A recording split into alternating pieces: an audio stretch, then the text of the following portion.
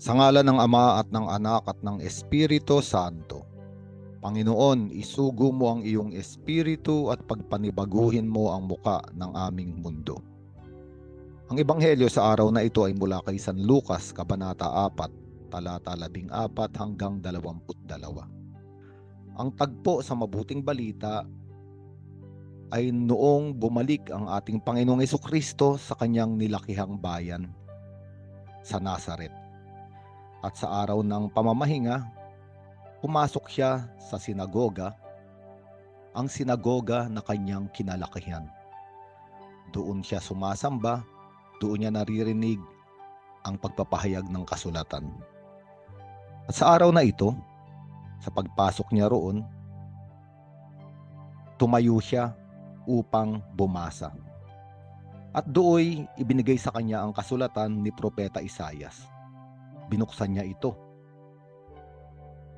sa dakong kinasusulatan ng ganito: Ang Espiritu ng Panginoon ay sumasa akin sapagkat hinirang niya ako upang ipangaral sa mga mahihirap ang mabuting balita. Isinugo niya ako upang ipahayag sa mga bihag na sila'y lalaya at sa mga bulag na sila'y makakakita.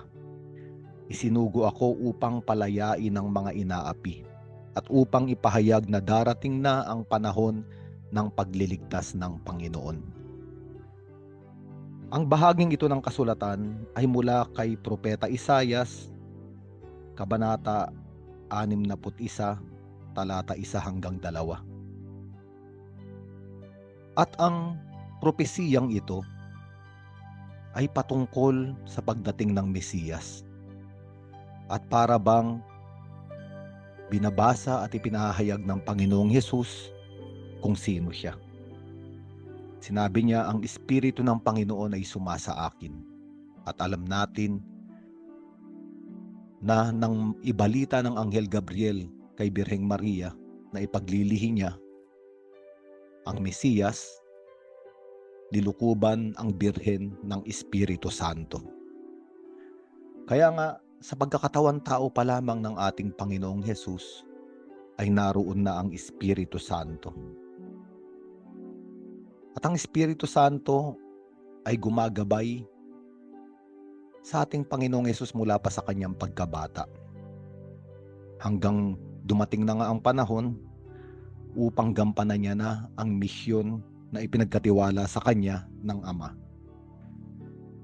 At sinabi ng ating Panginoong Hesukristo mula sa propesiya ni Propeta Isaias, sapagkat hinirang niya ako upang ipangaral sa mga dukha ang mabuting balita. Ang salitang hinirang o paghirang ay ang salita tungkol sa Kristo. Sapagkat sa kasulatan, ang taong hinirang ay taong pinahiran ng langis upang gampanan ang kalooban ng Diyos. At si Jesucristo ang hinirang sapagkat ang salitang hinirang sa Griego ay Kristo, sa Hebreo ay Mesiyas. Kaya nga ipinapakilala ng ating Panginoong Jesucristo kung sino siya. Para bang sinasabi niya, ako ang hinirang, ako ang Kristo, ako ang Mesiyas. At ano ang layunin ng pagparito ko? At ipinaliwanag ng ipinahayag niyang salita upang ipahayag sa mga dukha ang mabuting balita. Ang pagiging dukha ay may iba't ibang muka. Mayroong mga dukha sapagkat sila ay kulang o walang-wala sa sukatan ng mga material na bagay. Mayroon naman mga taong dukha sapagkat sa kanila ay walang umiibig, walang tumatanggap. Mayroon namang mga taong dukha sapagkat walang kahulugan ng kanilang buhay. Mayroon namang mga taong dukha sapagkat hindi nila alam ang layunin kung bakit sila nabubuhay. Ang mga taong ito ay larawan ng napakaraming nilalang sa kasalukuyan. At ang ating Panginoong Hesukristo, ang unang-unang kailangan niyang gawin ay ipahayag ang mabuting balita. Isang magandang balita upang bigyan ng konsolasyon ang mga dukha. Mga dukha sa iba't ibang muka. Mga dukha na nangangailangan ng totoong pag-ibig at pangangalaga. At dito dumating ang ating Panginoong Hesus para sa ating lahat. At sa pagpapatuloy niya, sinabi rito kung sino ba talaga ang mga dukha. Sinabi rito, isinugo ako upang ipahayag sa mga bihag na sila'y lalaya. Napakaraming bihag o nasa bilangguan sa ating panahon. Yung iba ay totoong bilanggo sa mga konkretong kulungan. Ngunit mas marami ang bilanggo sa mga rehas na hindi nakikita.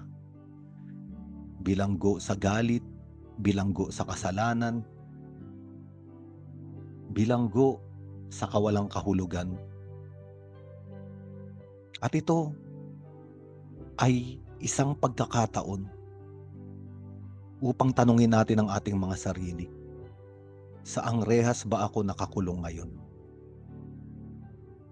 Saang kulungan ako naroon upang tayong lahat ay sumigaw? Panginoong Yesus, ikaw ang hinirang, ikaw ang Mesiyas. Buksan mo ang aking kulungan. Nagpatuloy ang ating Panginoong Jesucristo at sinabi niya, ang mga bulag ay makakakita. At alam natin ang mga bulag ay nasa dilim. Sa mga kasulatan, kadalasan ang mga bulag ay namamalimos. Ang ibig sabihin din sa mga bulag, hindi sila makahakbang sapagkat hindi nila alam kung saan sila paroroon. Maraming tao ang hindi pisikal na bulag, ngunit bulag sa kahulugan, bulag sa layunin, bulag sapagkat naroon sa kadiliman. Ang mabuting balitang ito ay isa na namang konsolasyon na kayang magpamulat at magbigay liwanag sa ating mga mata upang malaman natin sa liwanag ng pag-ibig ng Diyos kung nasaan tayo at kung saan tayo patutungo, upang matigil na ang araw-araw nating pagpapalimos ng kaligayahan sa daigdig na ito o paghingi ng mga hungkag na pagmamahal, sapagkat ibinibigay sa atin ng ating Panginoong Jesucristo ang mata ng pananampalataya na magbibigay ng kapasidad sa ating lahat na makita ang pag-ibig ng Diyos na gumagalaw at nagiging laman sa pang-araw-araw nating buhay. At sinabi pa ng ating Panginoon na isinugo ako upang palayain ang mga inaapi. At sino ba ang mga inaapi? Ang mga inaapi ay ang mga taong napakaliit. Mga taong walang lakas na ipagtanggol ang kanilang sarili. Ang mga inaapi ay yung mga taong hindi maibulalas ang laman ng kanilang kalooban. At napakaraming tao ang nasa ganitong kalagayan. Naaawa sa sarili, nasa isang sulok, lumuluha, nagdadalamhati. Mga taong naghahanap ng isang bisig na makakapitan, isang balikat na masasandalan. At nagpapakilala ang Mesiyas, ang hinirang, ang Panginoong Yesus sa ating lahat.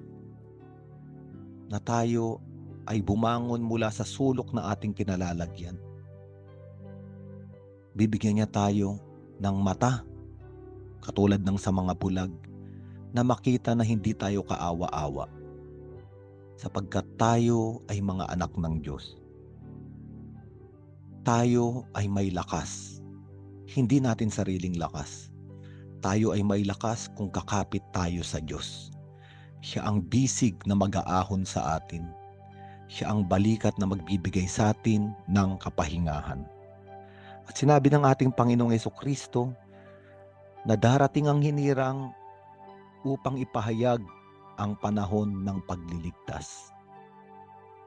At ito na nga ang dahilan kung bakit ipinagdiwang natin ang araw ng Kapaskuhan, kung bakit isinilang ang ating Panginoong Jesucristo sa sangkalupaan, upang dalhin ang panahon ng pagliligtas.